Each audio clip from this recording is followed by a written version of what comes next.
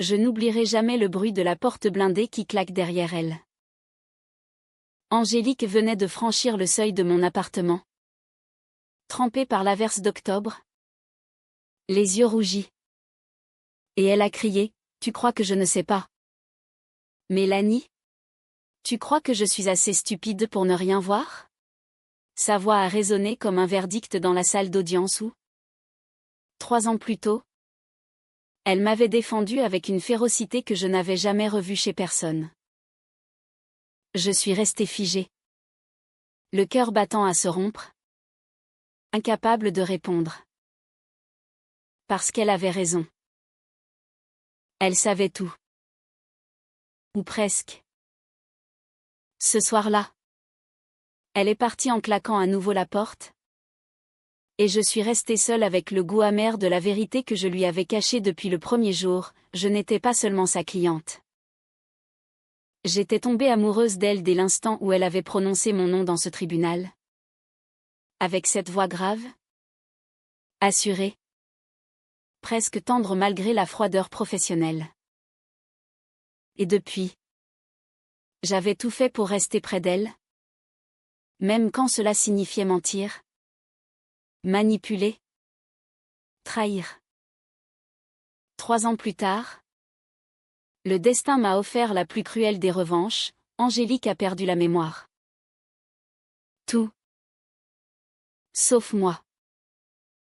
Je m'appelle Mélanie Valois. 32 ans. Ancienne accusée de fraude fiscale. Aujourd'hui graphiste freelance à Montmartre. Ma vie, avant Angélique Deschamps, était une succession de mauvais choix et de dettes. Elle m'a sauvée. Littéralement.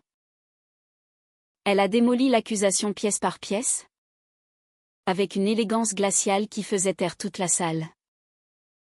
À la fin du procès, quand le juge a prononcé la relaxe, elle m'a serré la main, un contact bref, professionnel, et j'ai senti mon monde basculer.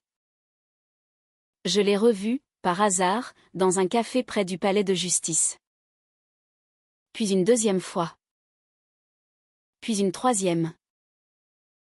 J'ai appris ses habitudes, ses itinéraires, les jours où elle courait le long de la Seine avant l'aube. Je suis devenue une ombre douce, une présence qu'elle finissait par accepter. Un soir, après une plaidoirie épuisante, elle m'a proposé un verre. Un seul. Qui est devenu 2. Puis des dîners. Puis des nuits à parler jusqu'au matin sur son balcon du 7e arrondissement. Face à la tour Eiffel qui scintillait comme un reproche. Je n'ai jamais osé lui dire la vérité, que j'avais orchestré presque toutes ces rencontres fortuites. Que j'avais payé un détective pour connaître ses horaires. Que j'étais terrifiée à l'idée qu'elle découvre à quel point j'étais obsessionnelle. Maladive dans mon amour. Elle m'appelait, ma petite rescapée. Moi. Je l'appelais Angélique dans ma tête. Des milliers de fois par jour. Comme une prière.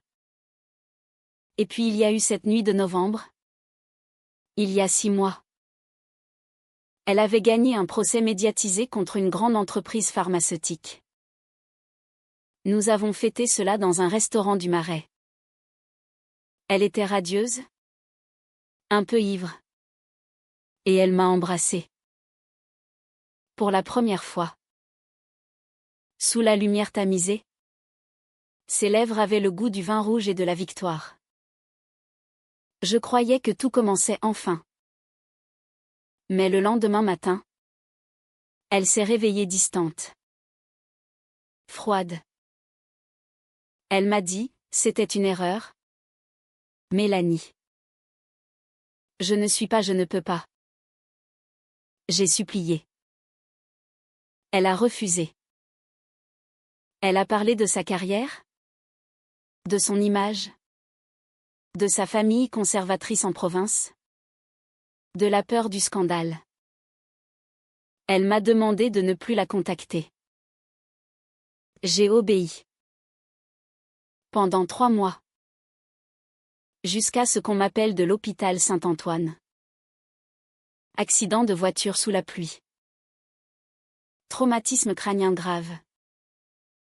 Amnésie rétrograde quasi totale. Elle ne reconnaissait plus ses parents, ni ses collègues, ni même son appartement. Les médecins parlaient d'un cas rare, une mémoire émotionnelle partiellement préservée. Mais les faits, les noms, les événements récents effacés. Et quand je suis entrée dans sa chambre, les yeux rougis d'avoir pleuré toute la nuit, elle m'a regardée. Longtemps. Et elle a murmuré, « Toi je te connais. » Mon cœur s'est arrêté. Elle ne se souvenait de rien. Sauf de moi. Les premiers jours à l'hôpital furent un cauchemar délicieux. Angélique me regardait comme si j'étais la seule encre dans un océan de brouillard.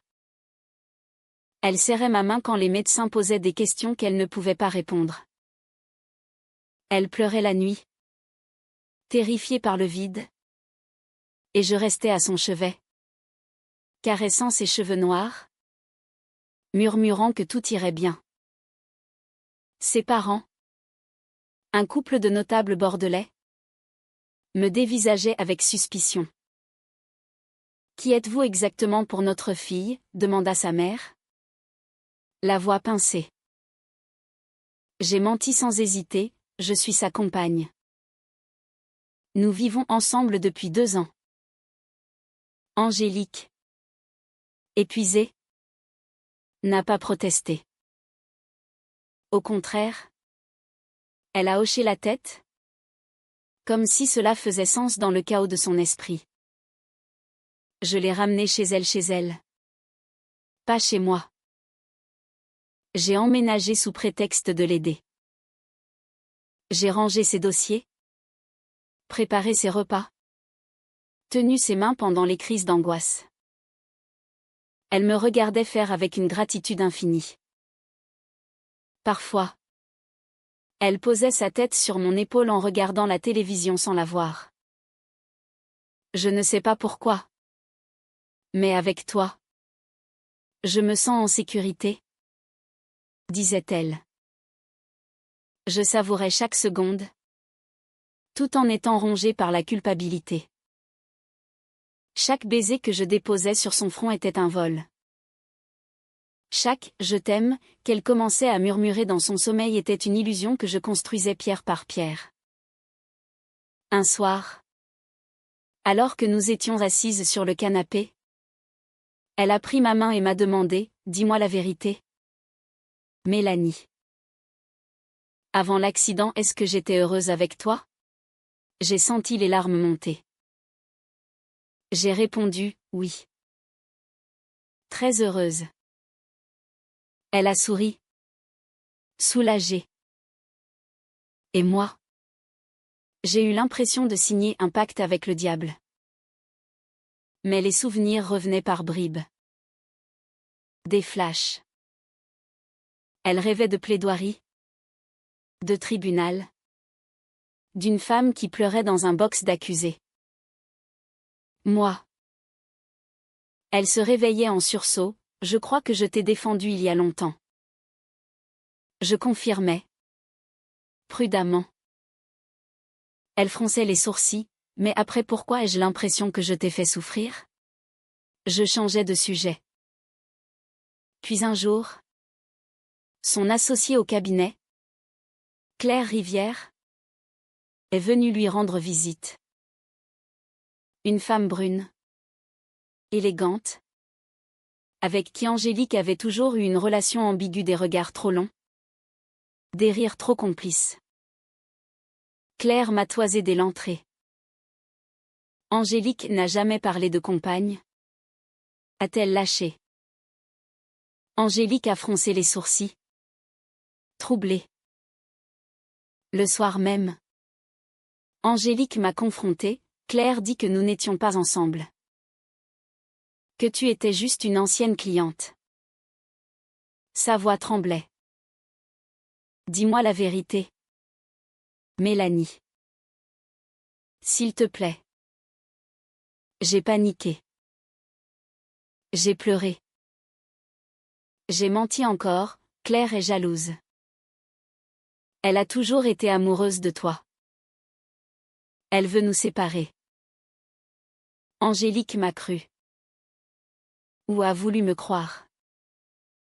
Mais une fissure était apparue. Les semaines suivantes furent une descente lente vers la vérité. Les souvenirs revenaient plus nets. Angélique retrouvait des dossiers. Des mails. Des photos sur son téléphone. Elle découvrait nos messages, mes messages. Surtout, ceux que je lui envoyais après qu'elle m'eût repoussé. Des dizaines. Des centaines. Des déclarations d'amour désespérées. Des supplications. Des reproches. Un soir, elle m'a attendue dans le salon.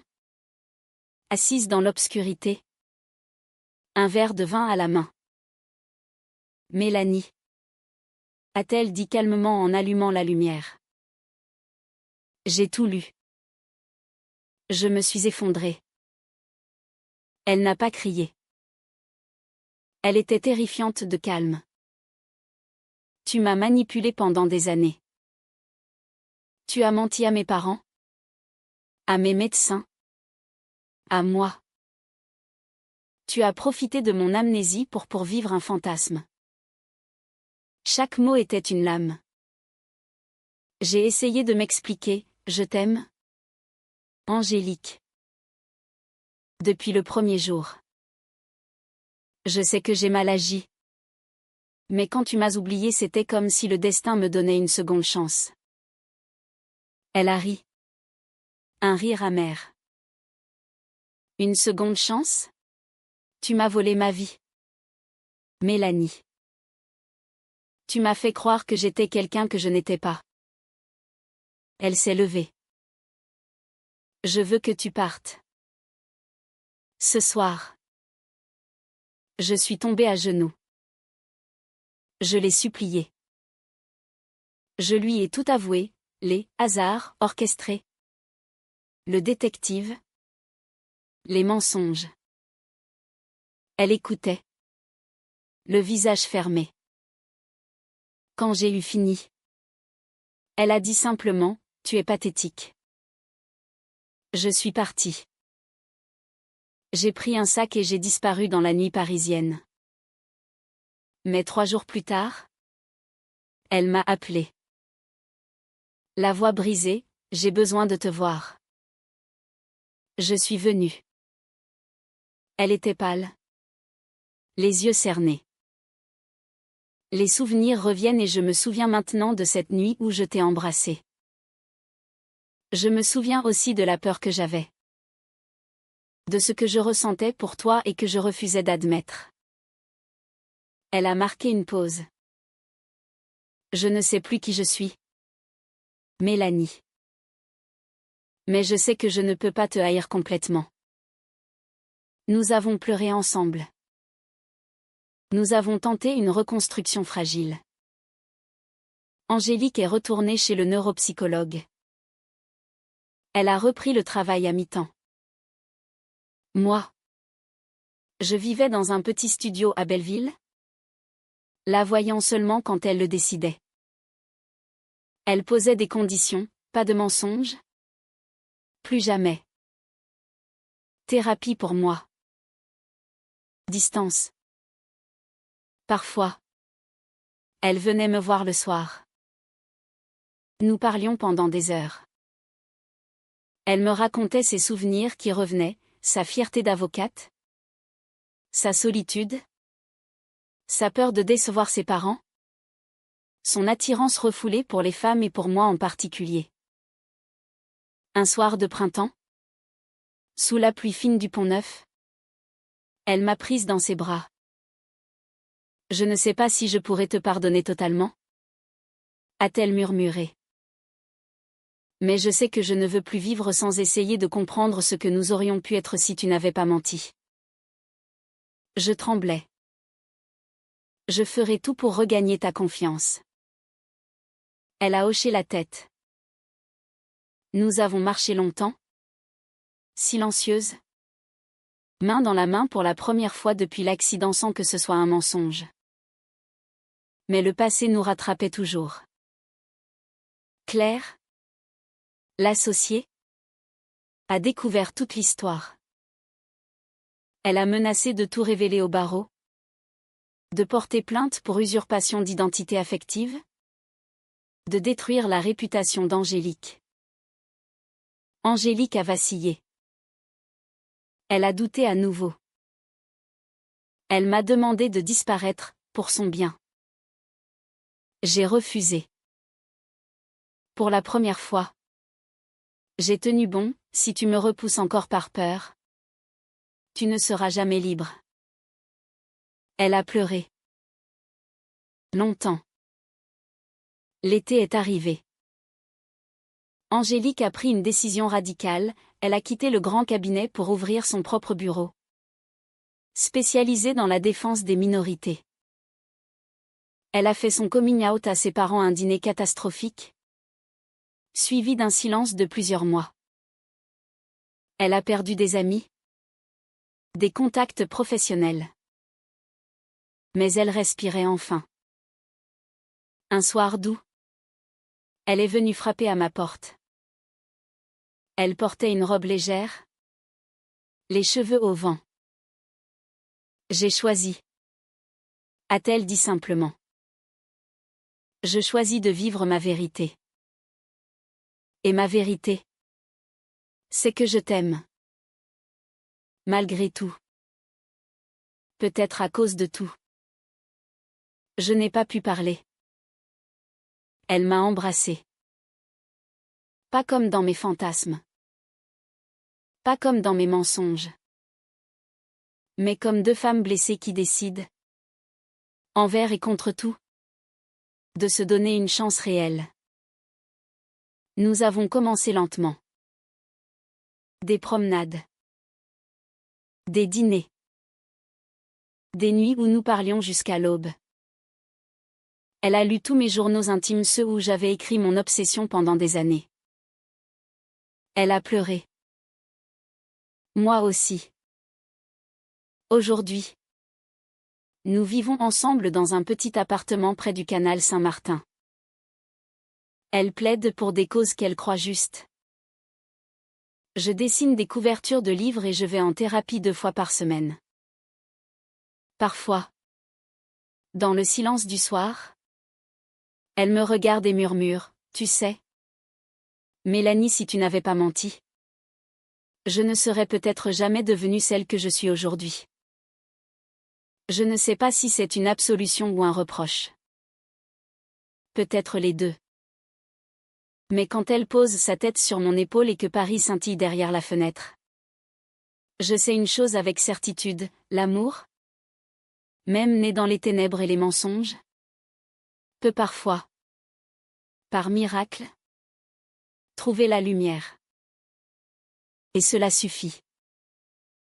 Pour l'instant, cela suffit.